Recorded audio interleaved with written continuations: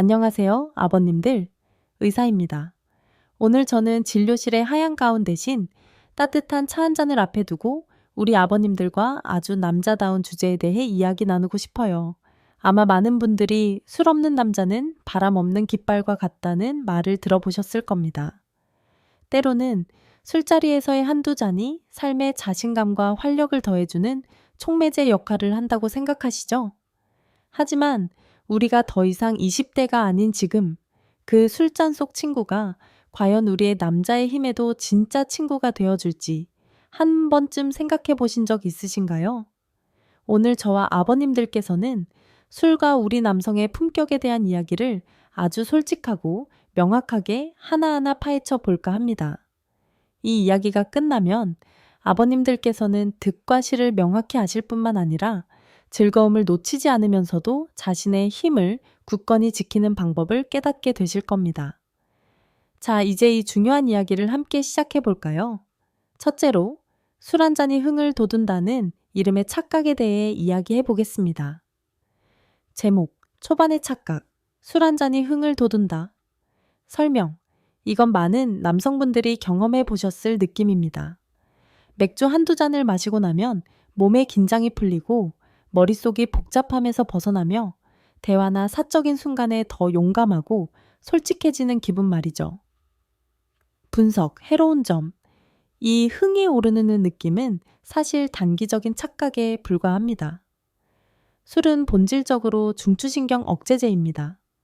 소량을 마시면 일시적으로 걱정이나 소심함이 줄어들어 자신이 더 활기차다고 느끼게 만들죠.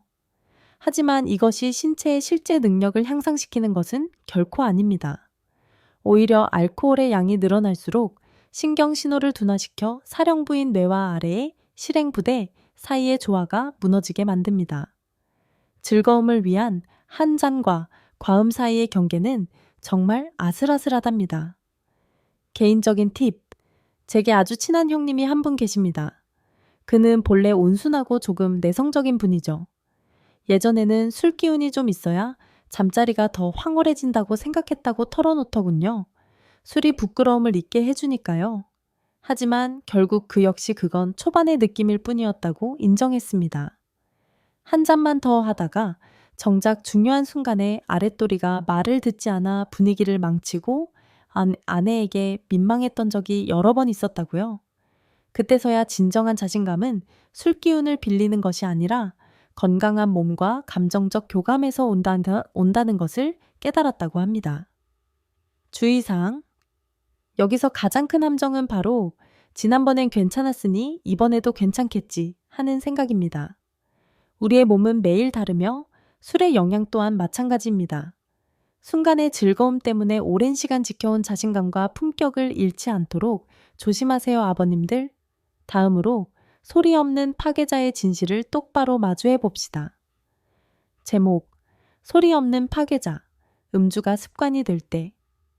설명, 저는 여기서 만취 상태만을 말하는 것이 아닙니다. 매일 술을 마시는 습관을 말하는 겁니다. 저녁 식사 후 맥주 한 캔일 수도 있고 잠들기 전 약주 한 잔일 수도 있죠. 이렇게 해롭지 않아 보이는 습관들이 매일 조용히 아버님들의 건강과 남성성을 갉아먹고 있습니다. 분석, 해로운 점. 음주가 습관이 되면 장기적인 손상을 유발합니다.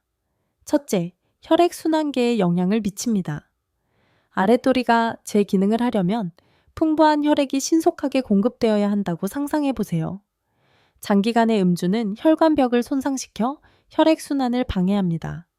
마치 도로가 노후되어 차들이 다니기 힘든 것과 같죠. 둘째, 신경계를 손상시킵니다.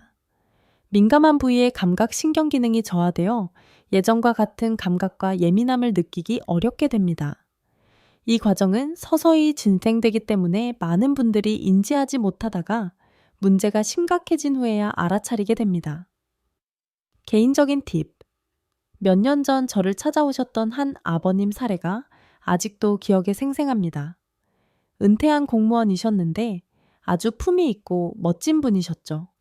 그는 최근 품격이 예전 같지 않아 아내를 만족시켜주지 못한다는 말, 못할 고민을 안고 오셨습니다. 오랜 대화 끝에 저는 그분의 습관 하나를 발견했습니다. 매일 밤 근골을 튼튼하게 한다며 담금주를 몇 잔씩 드시는 것이었죠. 저는 그 보약이 바로 범인이라는 것을 차근차근 설명해 드렸습니다. 그리고 술 대신 따뜻한 허브차로 바꿔보시라고 권했죠. 몇 달 후 그분은 진료가 아닌 환한 미소를 자랑하러 제 진료실을 다시 찾아오셨습니다. 의사 선생님 덕분에 10년 전에 저를 되찾은 것 같습니다. 라고 말씀하시더군요. 그 순간은 제가 이 일을 하며 가장 행복했던 순간 중 하나였습니다. 그리고 마지막으로 더 깊은 영향인 호르몬 도둑입니다. 제목, 호르몬 도둑, 술과 남자의 생명력. 설명, 제가 여기서 말하는 생명력은 바로 테스토스테론입니다. 이 남성 호르몬은 선교, 근력, 에너지, 그리고 물론 생리적 능력까지 결정짓는 중요한 요소죠. 그리고 술은 이 중요한 호르몬의 가장 큰 적 중 하나입니다. 분석 해로운 점. 아버님들께서 술을 마시면 간은 알코올을 분해하고 배출하기 위해 아주 고된 일을 해야 합니다. 이 과정에서 고환의 테스토스테론 생성을 직접적으로 방해하는 화합물이 만들어집니다. 테스토스테론 수치가 감소하면 어떻게 될까요? 선격이 줄고 쉽게 피로하며 근육이 줄어들고 당연히 부부 생활에 대한 큰 흥미도 떨어집니다.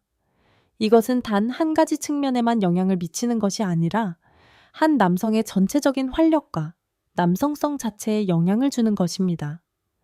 개인적인 팁. 진료를 하며 음주 습관이 있는 아버님들의 혈액 검사 결과를 보면 아주 명확한 공통점을 발견하곤 합니다. 바로 건강한 생활 습관을 가진 동년배에 비해 테스토스테론 수치가 현저히 낮다는 점입니다. 이것은 제 느낌이 아니라 숫자가 말해주는 명백한 과학적 증거입니다. 때로는 약 없이 음주 습관을 바꾸고 규칙적인 운동과 식사를 병행하는 것만으로도 이 수치는 놀랍도록 개선될 수 있습니다. 주의사항. 이러한 호르몬 감소는 부부 생활에만 영향을 미치는 것이 아닙니다. 심혈관 질환, 골다공증의 위험을 높이고 우울증과 같은 정신적인 문제를 유발하는 중년기 건강 문제의 근본적인 원인이 되기도 합니다. 그렇다면 결론적으로 술은 남자의 힘에 있어 친구일까요? 적일까요? 제 대답은 이렇습니다. 술은 가끔 만나는 사교적인 친구는 될 수 있지만 매일 함께하는 절친한 친구가 되게 둔다면 분명히 불구대천의 원수가 될 것입니다. 사랑하는 아버님들, 남자의 진정한 품격은 술자리에서나 술잔을 얼마나 비우느냐로 측정되는 것이 아닙니다. 그것은 건강한 신체와 맑은 정신, 그리고 무엇보다 배우자와의 깊은 교감, 나눔, 그리고 사랑에 있습니다. 술이 나를 지배하게 두지 말고 스스로가 즐거움의 주인이 되어 모든 순간을 더 의미 있게 만드시길 바랍니다. 제 진솔한 이야기에 귀 기울여 주셔서 감사합니다. 이 글이 도움이 되셨다면 주저하지 마시고 좋아요를 누르고 친구나 가족에게 공유해 주세요. 어쩌면 그들에게 꼭 필요한 정보일 수 있으니까요.